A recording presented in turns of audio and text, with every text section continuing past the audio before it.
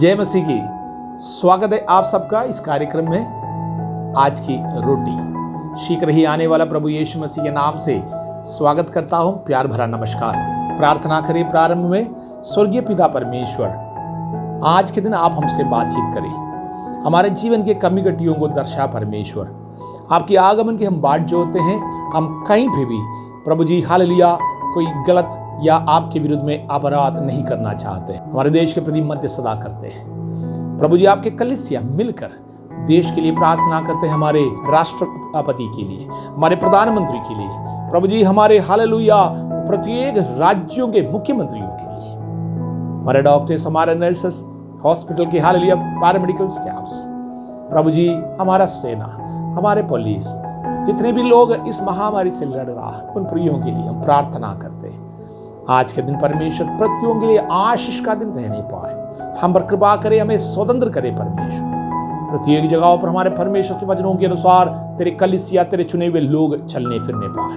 प्रार्थना सुनने के लिए धन्यवाद, यीशु मसीह के नाम से आमीन।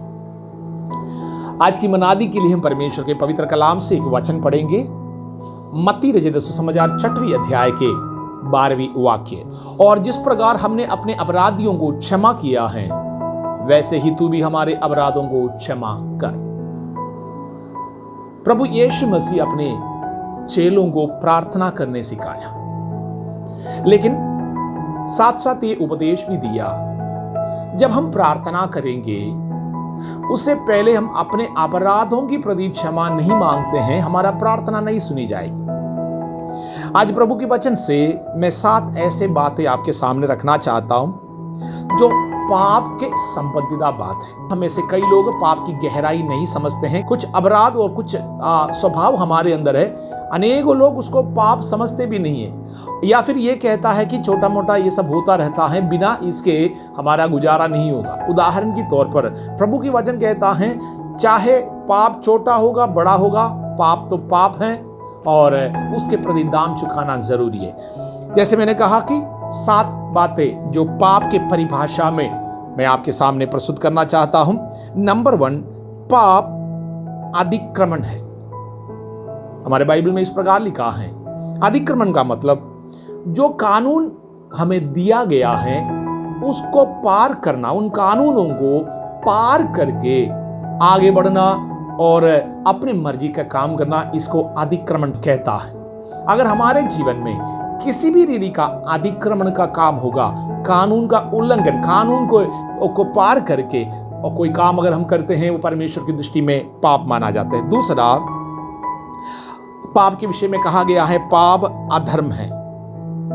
अधर्म का मतलब ये हम लोग समझे, जो चीज हमको करना चाहिए वो नहीं करता है, ये भी पाप है, इसको हम अधर्म कहता है। अनेकों बार हम लोग ये कहते हैं हम अधर्मी हैं, हमने पाप किया, लेकिन इसका परिभाषा समझना जरूरी है। पाप के परिभाषाओं में से मुख्य यही आता है, प्रभु के इच्छाओं के विरुद्ध में जो भी कोई कार्य हम करते हैं वो पाप है, लेकिन ये इस प्रकार हमें परिभाषा समझना जरूरी है। तीसरा, गलती।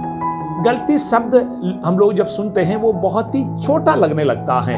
हमने कोई गलती किया और हमें खेद है इस बात का, और लोग इस बात को भूल जाते। लेकिन गलती का मतलब यही है, जो ठीक प्रकार के मार्ग में जब नहीं चलते हैं, जिस मार्ग में हमको चलना चाहिए उसमें नहीं चलते हुए दूसरा मार्ग ले लेता है, उसको हम गलती कहता है। जैसे आपको कोई एक जगह पर जाना है, गाड़ी चला रहा है, आपका रास्ता आप भटक जाते हैं और पहुंच जाते हैं दूसरे जगह पर, इसको हम कहता है गलती हो गया, हमारा रास्ता हम भूल गया। इस प्रकार हम मार्ग से भटक जाते हैं, इसको गलती कहता है। प्रभु के जो मार्ग है, जीवन के मार्ग है, उसमें से जब हम भटक जाते हैं या दूसरा मार्ग ले लेता है, सत्य के मार्ग में चलने से हम इनकार करते हैं, ये प्रभु के दृष्टि में गलती है, अर्थात पाप है। चौथी बात, अपराध।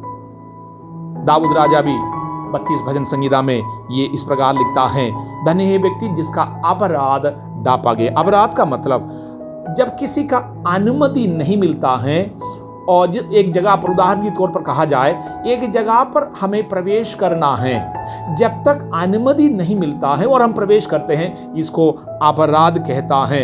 और हमें बिना अनुमति का, हमारे परमेश्वर के वचन में अनेकों बातें लिखा है नहीं करने के लिए, और जब तक परमेश्वर अनुमति नहीं देता है, वचन से हमें अनुमति है अनेकों चीजों के लिए, हमें उस अनुमति के अनुसार कार्य करना है। जब हम अनुमति के विरुद्ध में काम करते हैं, हमारे परमेश्वर की दृष्टि में ये पाप माना जाते हैं। पांचवी बात है नियमों का उल्लंघन। जो नियम बनाने वाले के इच्छा के विरुद्ध में, उनके नियमों को हम तोड़ते हैं, काटते हैं, काट करके सिखाते हैं और उसमें चलते हैं, ये नियम का उल्लंघन है। प्रभु की दृष्टि में ये पाप माना जाता है। छठवीं बात है अविश्वास। अविश्वास, प्रभु के वचन में अविश्वास पाप है। प्रभु के वचनों में लिखे हुए बातों के या सत्य, अविश्वास की परिभाषा यही है, सत्य को जानने के बाद उसके विरुद्ध में मुंह मोड़ लेना। हमें मालूम है सच्चाई क्या है, जान करके भी हम अनजान बन जाते हैं, अज्ञात बन जाते हैं। ये परमेश्वर के वचन के अनुसार अविश्वास है। प्रभु के वचन में सत्य की बातें लिखा है, वचन में लिखा है सत्य को जानो तुम स्वतंत्र हो जाएंगे। जब तक हम सत्य को नहीं जानेंगे, हम स्वतंत्र नहीं होंगे। इसका मतलब जब हम सत्य को जानकर मुंह मोड़ लेता है और मानने से इनकार करता है, ये अविश्वास है। प्रभु के वचनों के अनुसार अविश्वास करना भी पाप। सातवीं बात है, इस प्रकार यीशु मसीह ने अपने चेलों को प्रार्थना सिखाया, प्रभु जिस प्रकार हम अपने अपराधियों से क्षमा करते हैं, वैसे हमारा भी अपराध क्षमा करे। एक व्यक्ति दूसरे को कुछ पैसा ब्याज पर दे रखा था। जो व्यक्ति दूसरे से कर्ज लेता है, वो जो पैसा धनवान है उसका कर्जदार ठहर जाता है। जब तक कर्ज नहीं चुकाते हैं, जो व्यक्ति कर्ज लिया है उसको स्वतंत्रता नहीं मिल सकता है। इसलिए कर्ज का मतलब जो चीजें हमें करना चाहिए, चुकाना चाहिए, जो हम ले रखे हैं वो नहीं वापस करना हमारे लिए कर्ज है।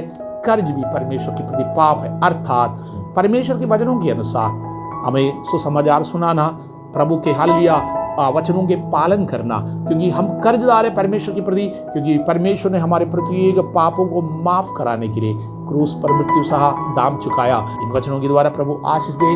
आज के दिन किसी भी प्रकार के पाप में हम ना पड़े, प्रभु के वचनों के अनुसार लिखे गए आमीन बातों के अनुसार धार्मिकता के जीवन हम लोग व्यतीत करें।